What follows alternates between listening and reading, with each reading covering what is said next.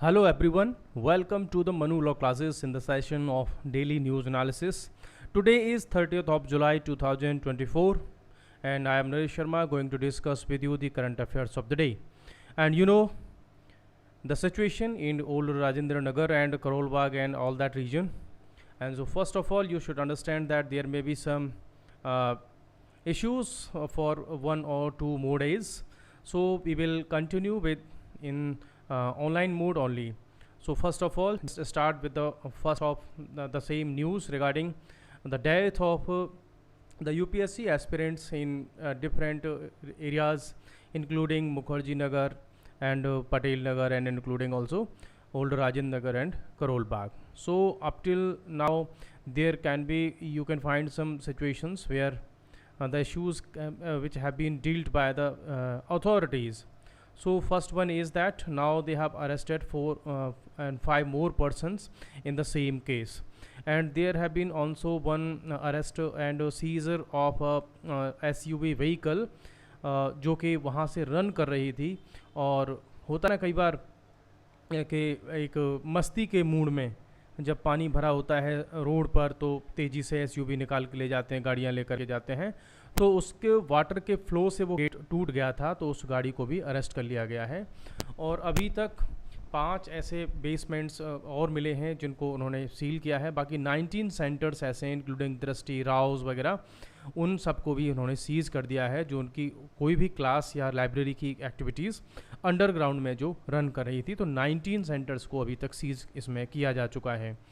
और जो वहाँ की मेयर हैं उन्होंने भी कहा है कि हम इस पर ऑल दो मीन्स एक्शंस लेंगे। प्लस होम मिनिस्ट्री में जो ministry of home affairs government of India है, वहाँ से भी उन्होंने एक कमेटी का जो है कॉन्स्टिट्यूशन किया है, कमेटी बना दी गई जो इसमें स्पेशली डिटेल में इसका स्टडी करेगी कि ये जो इंसिडेंट था ऐसे इंसिडेंट और ना हो, उस पर कुछ काम ऐसे किया जाए।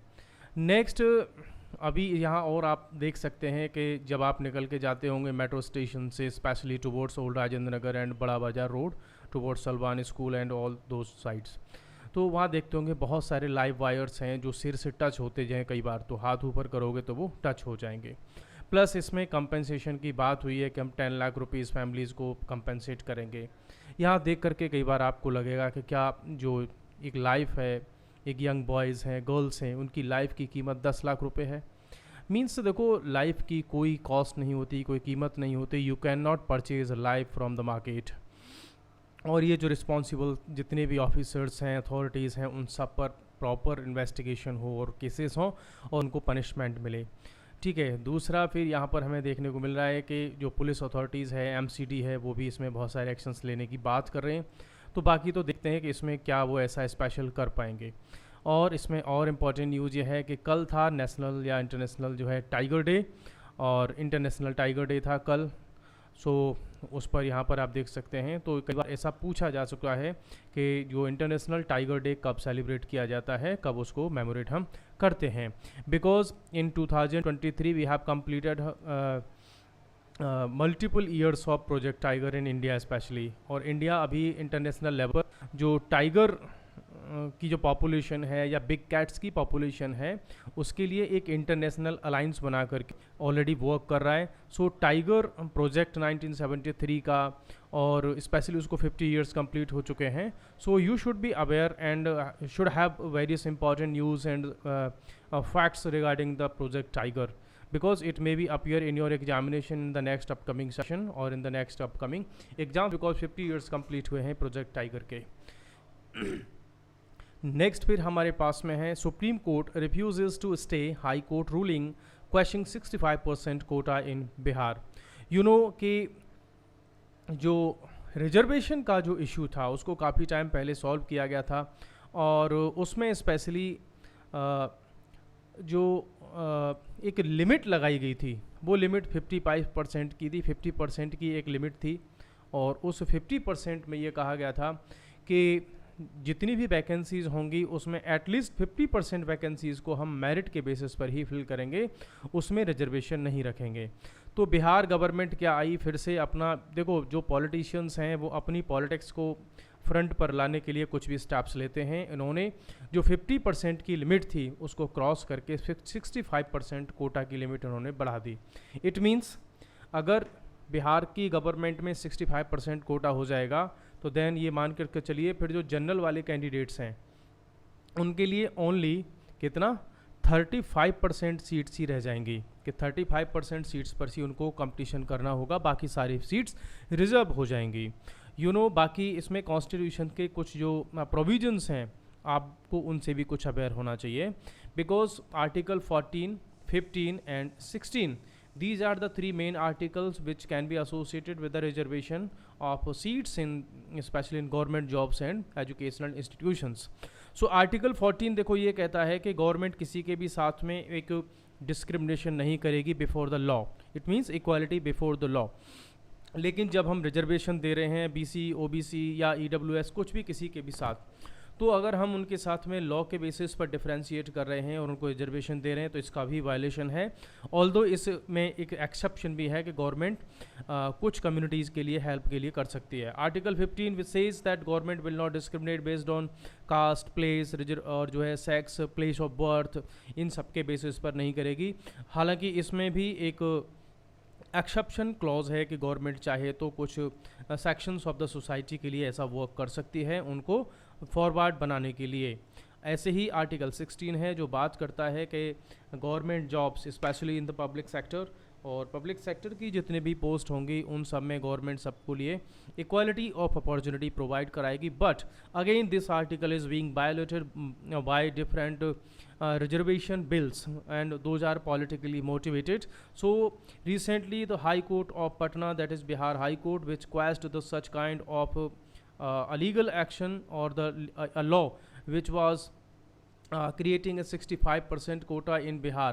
But now in recent time the High Court of Patna, which declared this law as unconstitutional, the Bihar government approached the Supreme Court of India, and this bench was headed by now in Supreme Court, that is by Chief Justice of India, और उनकी इस petition को उन्होंने quash कर दिया है। Although उन्होंने stay भी लगाने से मना कर दिया और बोल दिया कभी हम इस पर एक लंबी बहस करेंगे, डिस्कशन करेंगे, after that we will move on to have some decision on this kind of reservation.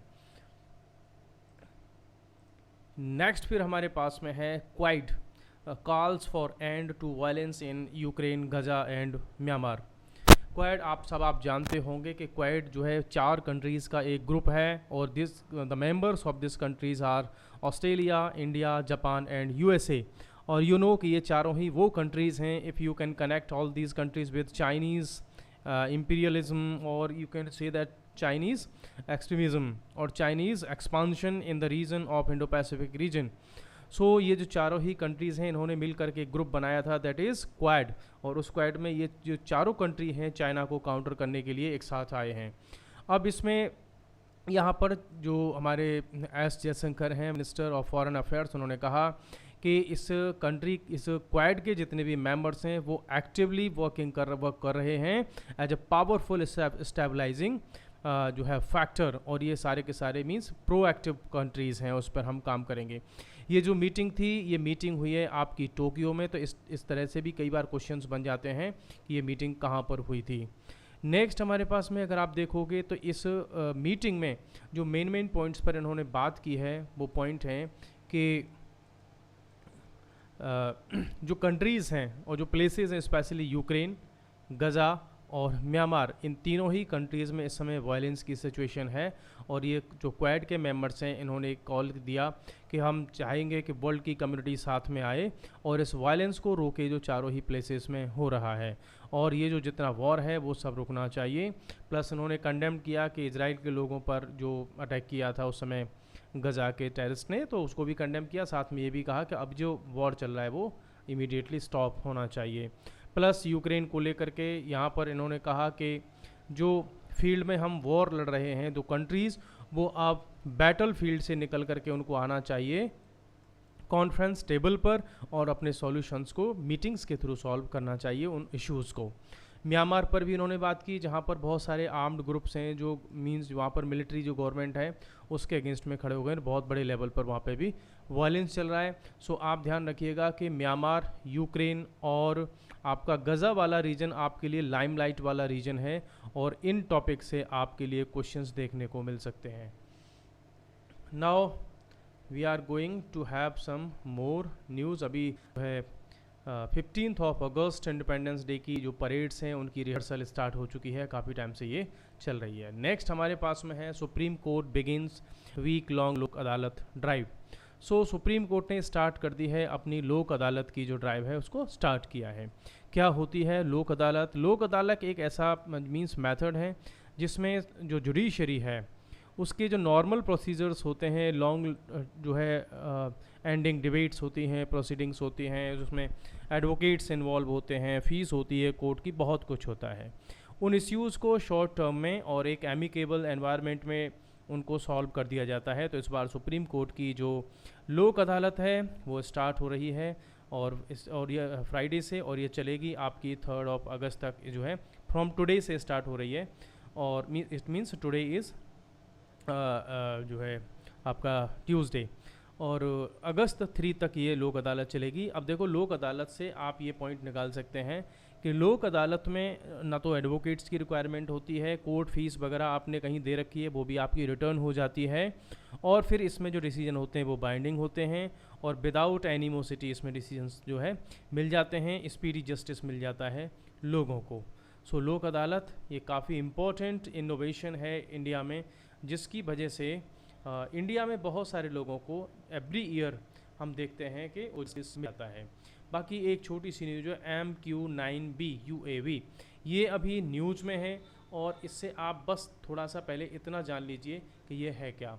ये जो है हमारे यहाँ UAV अनमैन एरियल व्हीकल है, जिसको हम USA से परचेज़ कर रहे हैं। बाकी इसकी जब डिटेल्स आएंगी तो हम इसको देख लेंगे। So this is an important news for you.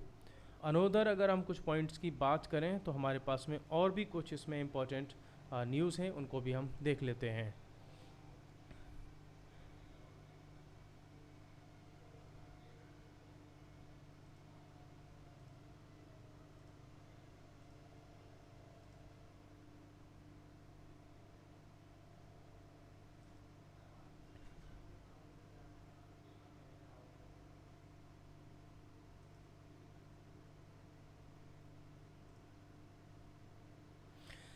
ये एक इम्पॉर्टेंट पॉइंट है, आने वाले टाइम में यहाँ से कुछ न्यूज़ बनेंगी, कुछ आर्टिकल्स आ सकते हैं कि जो बाइडन हैं, Biden's plans to reform supreme court during the last days of his presidency.